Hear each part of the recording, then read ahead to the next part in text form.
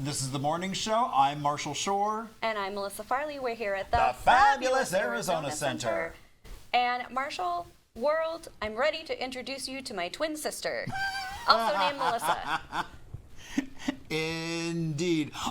And Buckeye. Oh my gosh. If you haven't been out there, there's so much cool stuff going on out there. And Melissa, the other Melissa. Yeah, she's not really my sister, by the way. She is another fabulous Melissa who has put together the Buckeye Night Market, right, bringing together dozens and dozens of local vendors and is building community and doing some really cool things. And dozens. Yeah. So we are going to chat with Melissa all about the Buckeye Night Market, when their December event is, and all sorts of fun things you can expect to see and experience out at the market.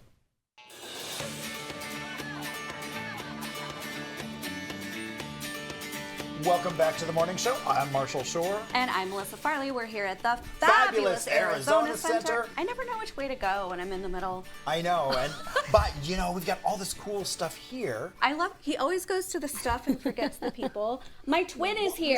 Well, because I mean, it's like they can see that. No, Marshall, sometimes... my twin. This is Melissa. We did not mean to dress the same. But it worked out. It worked out well. It worked out. But you are with the Buckeye Night Market. Yes, so my name is Melissa. We are the Buckeye Night Market. We are a monthly event that just started last year where we like to showcase our local vendors, local entertainment, and just bring the community out for a fun time. Buckeye is really growing. It is. Yeah, so I think it's amazing that you're bringing community together in that area, because I mean, I remember when it was kind of like the Wild West still, you know. And a lot of people still have that misconception about Buckeye, but actually I moved there about 3 years ago and I learned quickly that there wasn't really many family-friendly events to do, and we're raising our kids out there. So immediately my husband and I were like, we need to bring a market that'll showcase these, you know, entrepreneurs that are on the west side. Yeah. So that a city that is growing as rapidly as Buckeye, these local businesses are growing with the city and not getting pushed aside. Yeah. And having this market in their backyard is amazing. We've met so many people.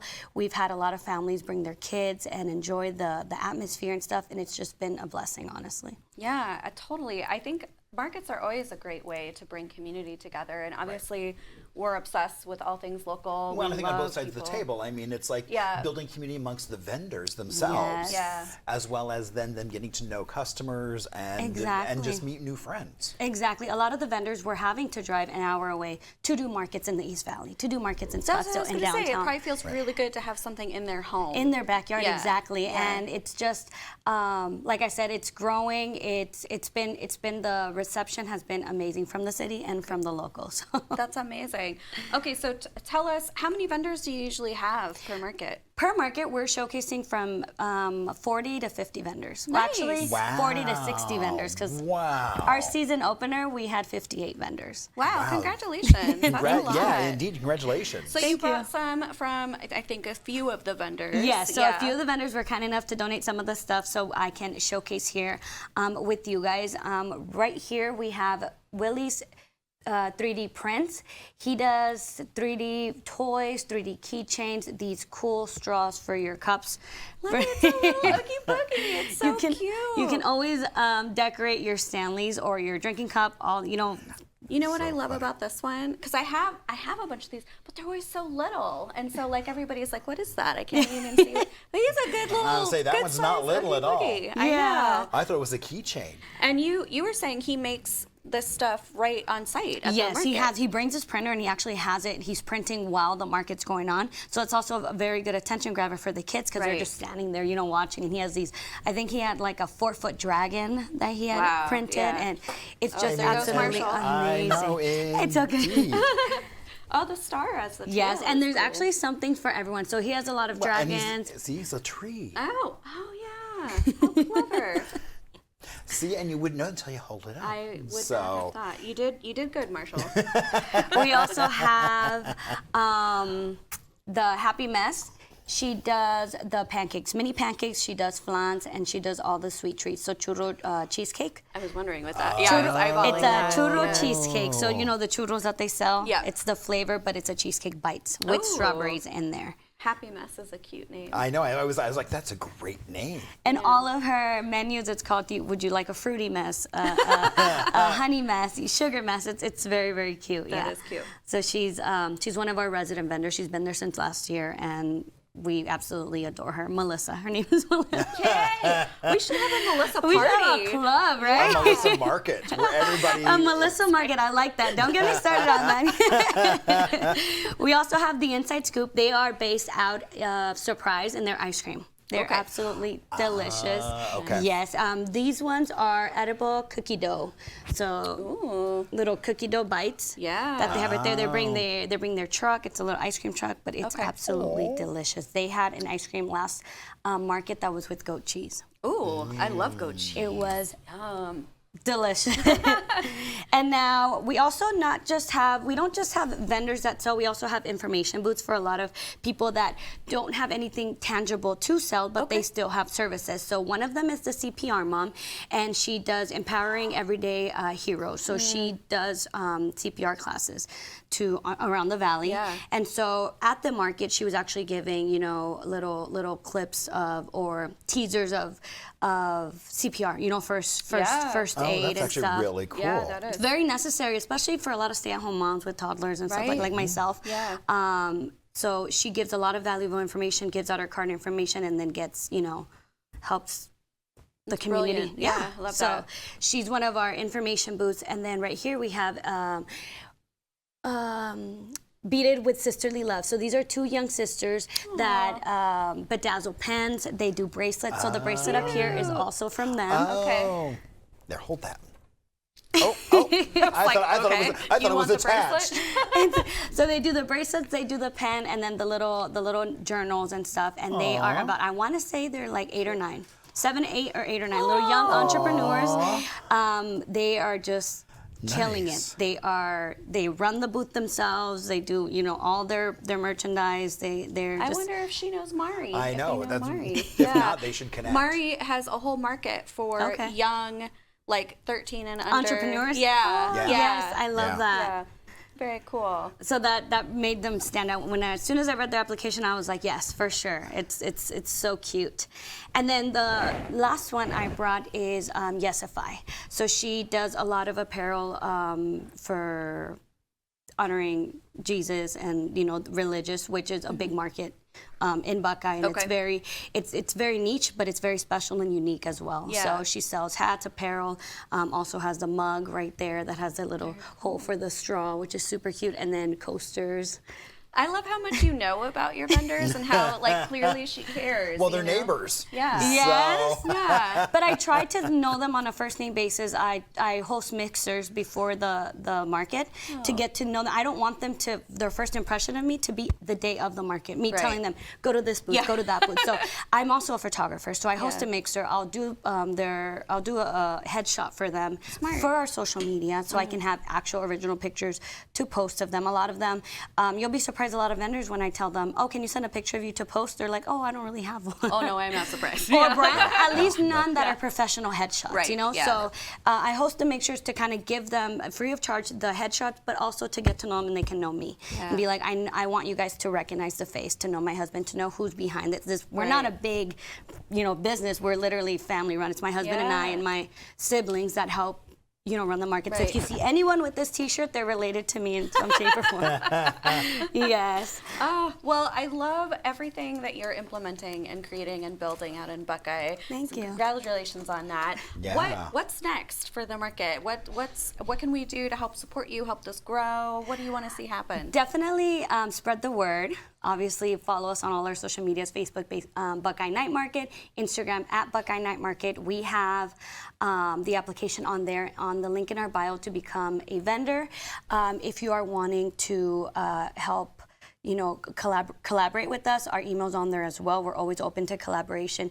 Actually, this December market, not only do the first 50 adults get a tote, a holiday tote, because these totes, every first 50 guests get a tote, at the market, free tote, nice. Which I designed myself depending on the season. This is it? Yeah. This is so cute. So this one says, 'tis the season to shop local. Yeah. And then Buckeye Night Market, which I thought was really cute. It is. Indeed. It's always a season to shop local. Yeah, exactly. That's the beautiful part of it. But we have also collaborated this season is extra special because we've collaborated with PetSmart, and so part of their Chance and Friends toy drive, they have donated 50 plush toys of Chance and Friends. So the first 50 kids are going to get a free plush toy to arrive at the market. Just super special. Yeah. Okay, so when is the December market? December market is December 12th at 6th Street Plaza from 6 to 9. Okay. We also collaborated with the Buckeye Union High School, and their marching band is performing at this market. Very cool. Fun. Yeah. Is it free to attend? It's free to attend, and it's pet friendly.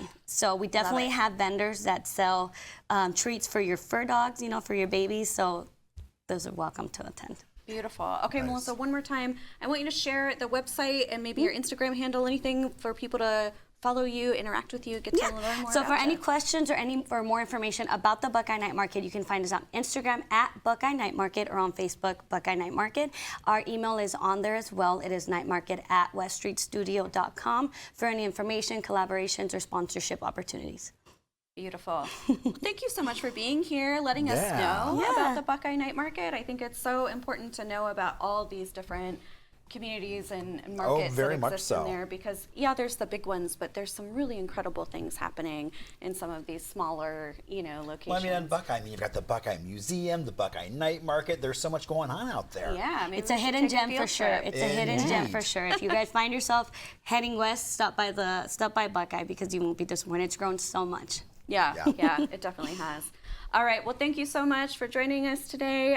Keep it right here. We've got more good things coming your way right after this.